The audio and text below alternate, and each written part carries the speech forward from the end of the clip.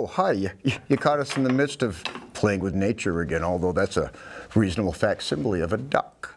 So, hi, welcome to another edition of Cal's World, where we explore the swirling universe known as Cal's World. And I was going to have two guests today, but Leslie Cotemanche, and she was on a show earlier, a couple of years ago, when we had the snakes, and we had some spiders and things on turtles. But she's a naturalist, and she's doing a rescue of an animal this evening. So she had to beg out at the last minute. But the good thing is we have a 15 to 16 minute video segment we're going to run featuring Leslie Cotemanche, the naturalist. So that's going to stand alone and we're going to watch it. But I also have here Dennis Wirth. Now, I don't know if people are familiar with comedy on the Nobo region on the North Shore and in Greater Boston, and but Dennis Wirth is probably worthwhile, as we say. That's what they tell me. So, welcome to the show. And after we run the video, we're going to let Dennis give a little bit of his unusual views of life. It's a little. I got a warped sense of humor, they'd say. Sure, yeah, a little. And since we have a very small audience tonight, I think you can introduce them. One of them is a kin, I understand. I got Mom's here. She's my #1 fan. My mom, Adrienne Wirth, and her good friend Louise. You know, if you just turned around and looked at that camera, McCullough that camera shot. Turn around like and I love look being at that on camera. Well, okay then. McCullough would have. So anyway, thanks for being here. I just want to give some credit tonight to the audio person. We've got Dahlia again. Thank you, Dahlia. She's a member of LCTV, and we've got Jeff Graham staffing the cameras again. Thanks, Jeff. And this is my usual pitch. Come down, join LCTV, and you can become part of the crew too. Get your feet wet, produce your own show, and I pledge to help you out too. Because you always need staffers to do the sound, and well, we do special effects around here sometimes. Anyway, because McCullough now is getting the 16 or so minute video ready, and it stands alone. We're going to discuss it a little bit afterward. But Leslie Cotemanche and myself went out maybe 4 or 5 years ago, and we were examining potential vernal pools. Now, vernal pools are those places, indentations in the woods that fill up in the springtime, and there's all kinds of creatures, woodland creatures, that come back and establish themselves. Tree frogs are one, fairy shrimp, a few other ones, specific ones that the Commonwealth of Massachusetts, if they find them there, deems it an official vernal pool. Now, the important thing about that is, once the state of Massachusetts considers something and designates it a real vernal pool, it helps preserve that area against irresponsible encroachment and development around it. And we have so little... Keeps the builders away, that's well, right. not away, but in their place. Right. I mean, we all have to share what's left of our nature, planet. sure. Yeah. So anyway, since this runs about 16 minutes, and it's pretty lively, it's pretty interesting, and we're just going to sit here and have some popcorn. Thank you, sir. So I'm going to eat this, and you ladies can have some popcorn, and we got some iced tea. So, McCullough, why don't you run the CD, or whatever we got that on? Did that date me? Anyway, he's going to run it, and we're going to enjoy it and talk about it afterward. How's that? Let's do it. All right.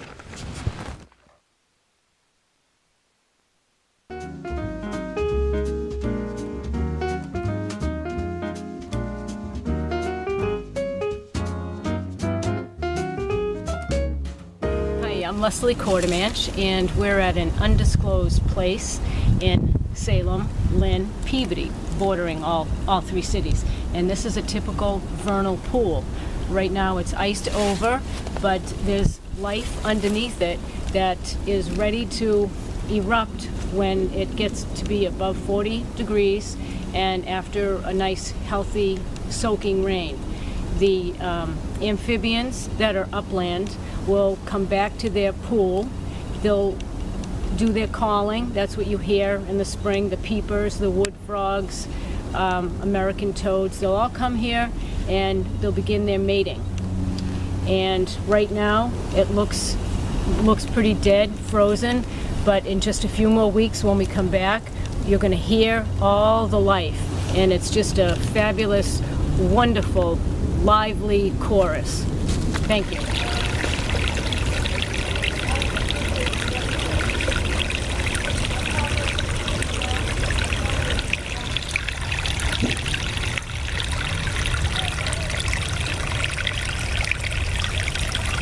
What'd you find, Leslie? Oh, well, we're at another potential vernal pool, and right now what we do see are, if you can come down to these are called snow fleas. They look like little black pieces of ash almost. I can see them moving. Oh yeah, they're jumping. They come out in the snow too, and They look like caviar. oh my gosh, you're right. That's what they look like, caviar. Clusters of eggs. Right, but they're all separate, and it's iced over, but you notice how wonderfully clear the water is Yes. in a vernal pool. And that clarity is so important to the creatures that are under there right now, in the leaf litter and in the mud. They're all going to be coming alive within next couple of weeks. Fascinating. Maybe a couple of days. I can't wait to come back.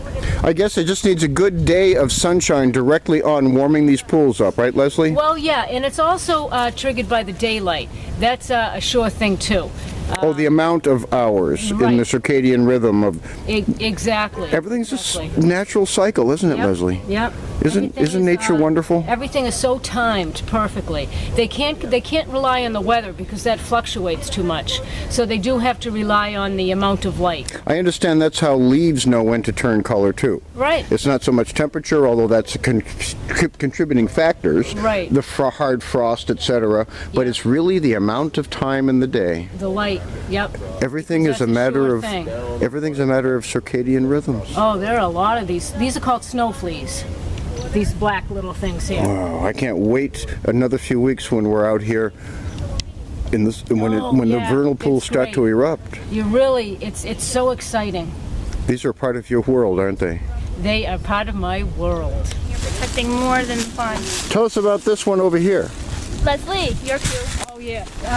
This one here I call Kettle Pond. I named it Kettle Pond because it looks like a kettle pond. A kettle pond was formed with glacial debris. A big boulder formed it, depressed it, and then the ice took it away and left a deep, deep pond. Gee, I always thought it was Paul Bunyan. Oh, well, yeah, well, it could have been. I don't That's have- lore, I yeah, know. don't I'm have proof. continue with reality. But this pool is very active. We don't think it's a vernal pool. A vernal pool has to have obligate species, it's called. It has to have wood frogs, fairy shrimp, and salamanders. There's salamanders in here, but not the specific ones for a vernal pool. Yeah, and there's caddisfly in there, and also it can't have fish. A vernal pool can't support fish. I because see. Fish will eat the eggs of these things. Now, just why is it important to identify vernal pools? Well, because oftentimes they're dry. When they dry, you don't know that is a vernal pool, and a developer will build over it, and the creatures come back to their nascent pool, their pool of birth, and they find that it's gone, and you lose a whole generation of amphibians that way. And certification affords them some protection. Thank you for enlightening and making us more aware of this. Sure. Hey, what's this stuff? This little orange stuff mixed in with the green.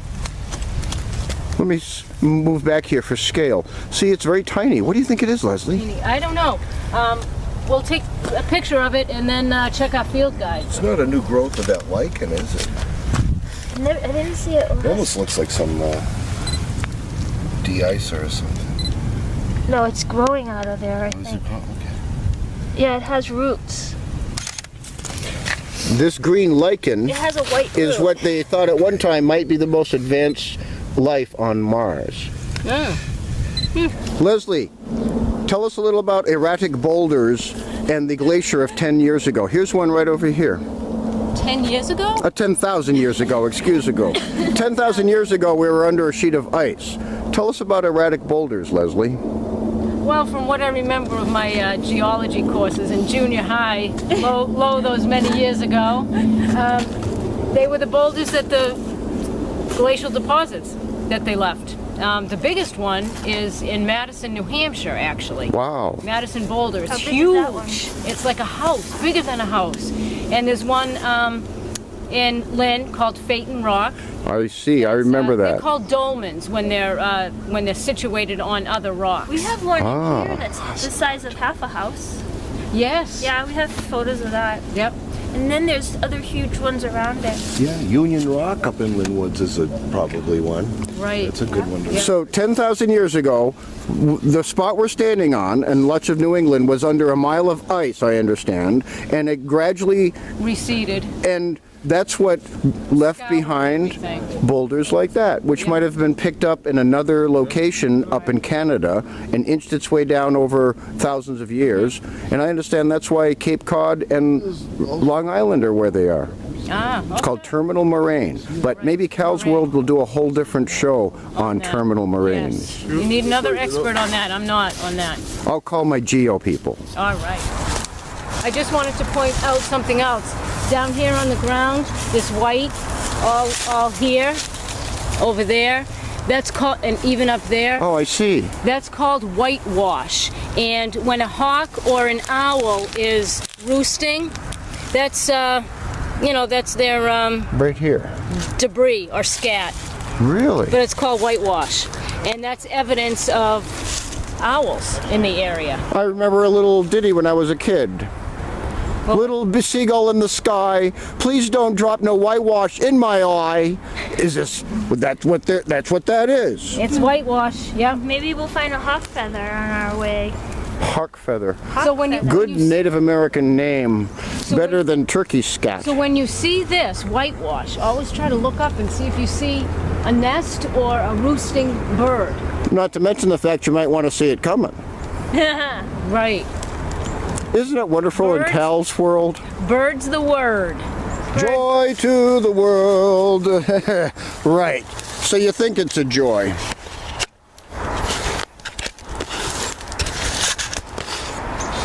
When you go out into the woods, it's always a good idea to bring a plastic trash bag with you because it's always good to bring out more than you bring in for people that like litter. Now I just found this.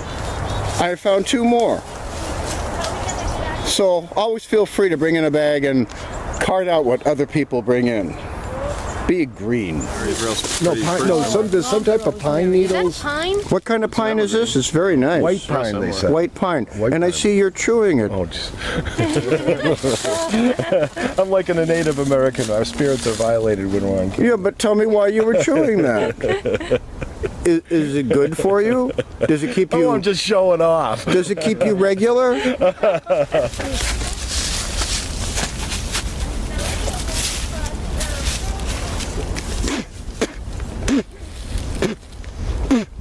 White pine doesn't taste very good. Kind of turpentine-y. Leslie, there's a big deer right over there. And then you'll never know when you'll see wildlife in the woods. There's a deer. It's just A hun- two of them. 2 deer, 100 feet away from us. There they are. Ah, yes. Might be a third or fourth round.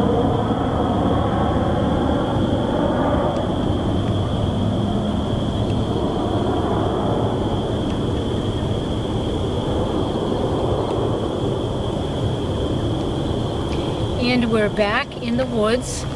Right now I can hear some of the peepers. It's springtime in full now. The robins are making their final calls for the night. The colors are beautiful. There's 2 ducks in the pond. It is a wonderful, wonderful night, and we're gonna go exploring. Come with us. It's great.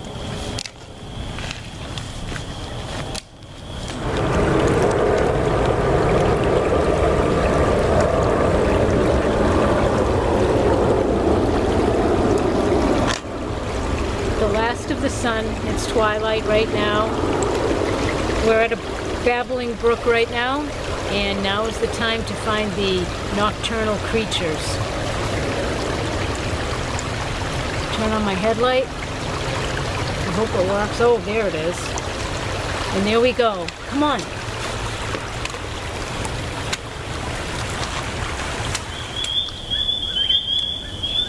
Whoa, I hear the peepers.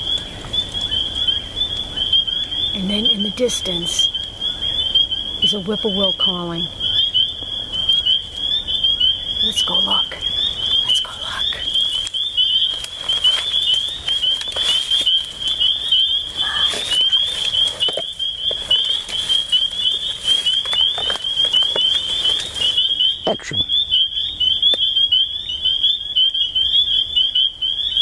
There are some species that are attracted to the light, and that's what we're looking for right now.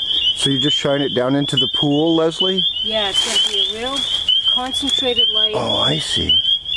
and they're attracted to it for some reason. They're called fairy shrimp, and they are in vernal pools, and that's what we're hoping to find tonight. We'd also like to hear some wood frogs. We don't hear any yet. Oh, what's that? Oh, no. Wood frogs sound like sort of like ducks quacking, and that's their call in the spring. And we'd like to try to hear those as well. And when you find fairy shrimp, what do you have to do?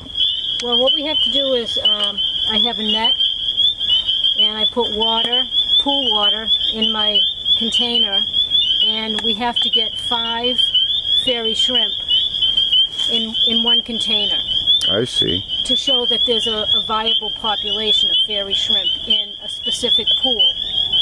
And then they are placed back in. So it's catch and release for Oh, the yeah. specimens. Oh, yeah. Great. Very, Okay. I was very. wondering about that. Very gently, we put them back in, and you have to use the pool water because the temperature of the water is very important. So this is in like a little Tupperware thing, and look what we found. But what did I scoop up?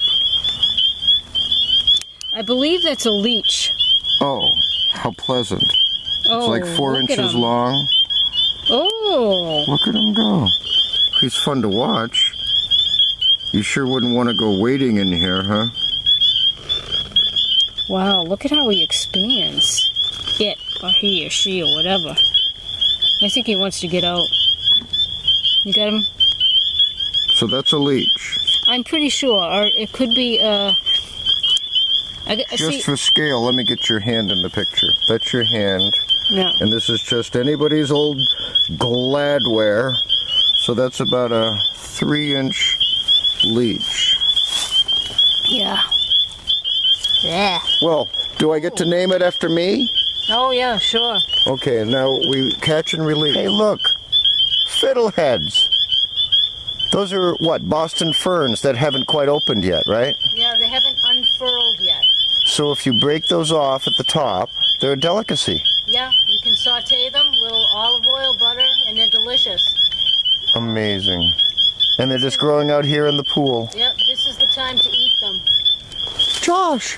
Josh! Josh! Josh! Just my little homage to Blair Witch. Now, back to the vernal pools. So, this is success. With this net, we went in and found 5 of these. Now, what are these? These are caddis flies, and they make this little tubular home for themselves out of leaves, Oh, I see. and this is their larval stage. Those little, Amazing. the little critters, they carry around their little home. And Oh, I see. So the critter was really that little thing coming out of that right, tube. yes, That's why they blend in so well with Yep. their surroundings. They look just like a twig. it's called a cigar caddisfly. And there's also log cabin caddisfly. Amazing. And they actually look like log cabins. They make their little house. So we've got 5 here. I'm going to take a picture and submit that to the state, the National Heritage and Endangered Species. These aren't endangered, but they just show that this pool here is, oh, don't fight, you guys, is important. So They must be siblings. They have sibling rivalry. oh, they are fighting. Oh, we better We take better a picture. put them back and, in the water, huh? Okay, yeah. Amazing.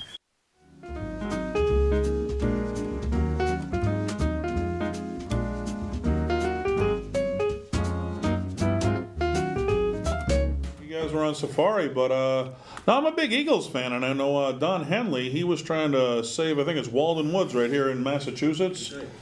And, geez, he set up a foundation to save our glacier. It formed a pond there, and you guys are doing about the same thing on a smaller level right there. I mean, trying to save nature there. That was some good stuff. I had to point out that there's a colleague of Leslie's and mine, Katerina Kidonis. And she actually, when I gave her a little sample on a 3x5 card, she came up with my Cal's World logo. This is her colors. There you go. We decided on the red to be the closest we could to our favorite red, Cherokee red from Frank Lloyd Wright's Falling Water Home. So she took that and took the concept and turned it into the logo. But she's also a naturalist, and we went out and that was a friend of ours, Bill, that was out chewing on the pine. The camera shy guy, Bill? Well, he was just chewing, and I said, "What are you chewing?" And he was absent-minded about it. You're almost like the crocodile hunter there. You should, after everything, you should have said, "That's marvelous. We found a leech. That's Now, marvelous." during the daytime shots, that was only 2 weeks before the evening shot. So you see there was still a little bit of ice around Little bit the left, edges of the yeah, pond. And then it warmed up, and it takes those warm days warming the pool to get it just as nice. But that would surely be a shame if somebody came in and built a house on top of all that, you know what I'm saying? Well, and ruin that kind of nature. That's why we try to stay a little bit ahead. That's right. Now, that's a little bit about nature and life. I think, Dennis, maybe if you want, you can kind of tell us a little bit about life in general through your eyes. How's that? Sure, I would absolutely love to. All right. Let's So- do it. Jeff, just follow him on over. We're doing this organic tonight. All right. Can you see me now? Can you hear me now? Yes. Like the Verizon guy. No, I know what everybody out there in TV land's wondering, you know, did this guy eat his last audience? Well, no. Cal was nice enough to provide popcorn, so the studio audience is safe. I'm not going to eat anybody, you know, but I'm your average big guy, you know. My doctor said, you know, you got to go on a diet, you know, and I tried this, you know, eating healthy meals thing, and I got about a week in eating healthy meals when I realized that eating healthy meals is kind of like making love for the first time. You just get started and it's over. But no, I'm glad you provided a little bit of meals down here, right? I was going to stop to get something to eat on the way down. I was going to stop at McDonald's. I got close, saw a sign over 1 billion served daily, so I just kept driving by because I hate waiting in long lines. Oh, man. Got out of there, figured I'd go to Burger King. Burger King's slogan is, "We do it your way." Thought that was a cool slogan, right? We do it your way. So I figured I'd put that slogan to the test. I went into Burger King. Lady came to the counter, said, "Can I take your order?" I said, "At my house, my girlfriend cooks me a hamburger topless. I eat it till we make love on the kitchen table." Long story short, Burger King does not do it your way. It's just a bunch of baloney, man, right there. I got questions, man, you know. If a midget goes mini golfing, would that be considered regular golf? I don't know. Those are the questions I have right there, man. I got some Domino's pizza the other night. You know, their slogan is 30 minutes or less. I don't know if you're impressed with that, right? 30 minutes or less. What I a know I'm day. personally better than Domino's 30-minute guarantee because my girlfriend's nickname for me is the Minute Man. Dennis, I Yes. think your mic's on the floor. Oh, well. I don't know if it's been picking you up. Can you hear me now? This has been one heck of a This has been a shoot. heck of an One heck of a episode. day. That's all right, man. I wonder things. Got some Chinese food the other night. You guys like Chinese food in TV land, okay? I like it just a little bit. No, I love Chinese food, man, but the Chinese are messing with us, I'll tell you why. My town, anyway. I ordered a delivery. They came to my house, okay? I ordered lobster sauce. I got it. It had pork and no lobster in it. I ordered an egg roll. I got it. It had cabbage and no egg in it. I ordered some crab rangoons. I got them. They had cream cheese and no crab in it. So I paid them with a check to a bank account that had no money in it. I said, two can play at this game, man, all right? But they got the best of me in the end, though, because I opened up my fortune cookie and it said, "Do you know where your cat is?" So, you know, if you eat at some of the Chinese food restaurants I do, what are you going to do, right? I don't even know, man. I got questions, you know. If Pamela Anderson was on the Titanic, would she have lived? I don't know. You know? If you go to a strip club, why is there a cover charge? I don't know. If you work in a bank and you get it on with a coworker after hours, could you be fired for having safe sex? I don't know. These are the things that I wonder. But big Celtics fan. Celtics are in the playoffs right now, and one of my favorite Celtics of all time. And, you know, he only came in at the end of his career, but Shaquille O'Neal, you know, I absolutely love this guy. You know, you get an interview with Shaq, and he'd be like, "All right, are you going to fake the funk on a nasty dunk when you come into Shaq's house? Let me tell you right here at the Boston Garden, man. Kobe ain't got nothing on the Shaq. You messing with Shaq, you in the house, let me tell you right now." But now he's doing TNT. If you tune in Shaq, he's in TNT, and he loves to argue about everything. And I know if you do TNT, they send you to like speech therapy classes, and you go to these speech therapy classes, and they do tongue twisters to help you talk on TV. But I could picture him arguing doing the tongue twisters. Okay, Shaq, Peter Piper picked a peck of pickled peppers. Okay, I don't know why Peter Piper gonna take a peck of a pickle, man. I don't know who eats a peck of a pickle. You know what I'm saying? I get a pickle. I eat the whole pickle, man. I don't eat a peck unless you don't like the pickle. I say eat a little peck, but man, you're gonna eat a pickle, man. You eat the whole pick, you know. Shaq, Sally sells seashells on the seashore. Okay, well, you know, if I'm already at the seashore, I'm gonna get my own shells. I'm not gonna buy any from Sally. I don't know why Sally's selling them on the seashore, because you can just get your own shells out on the seashore. You don't have to buy Sally's shells. You know what I'm saying? And that's what I'm saying, man. But I love it, man. I love Tommy Heinsohn. I don't know if you've ever seen this guy before, but he gets so into it. He's a Celtic freak, and he gets into oh my God, look at this. It's almost a foul. This is a foul. I can't believe it. This is ridiculous. There's blood on the floor. They're going to call it a hot foul against the Celtics. I can't believe it. But I thought as he get older, he should hip-hop it up a little bit. You know what I'm saying? Get the younger generation involved. Tommy hip-hops it up, right? Paul Pierce can drive the lane. He's so good that it's insane. This is ridiculous. Robert Parrish, they call the chief. He's so good I'm in disbelief. This is ridiculous. Kevin McHale can score in the post. He's the one we love the most. This is ridiculous. Larry Bird is the best of all time. He's so good it blows my mind. If you need a win, then you will find. This is ridiculous. I'm Dennis Wirth. You guys have been great. Thank you, Cal, for having me on.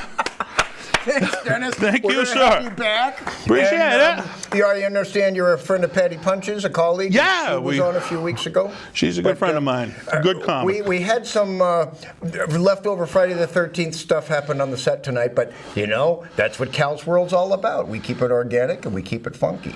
But until next time, in every way and every day, keep loving Lynn.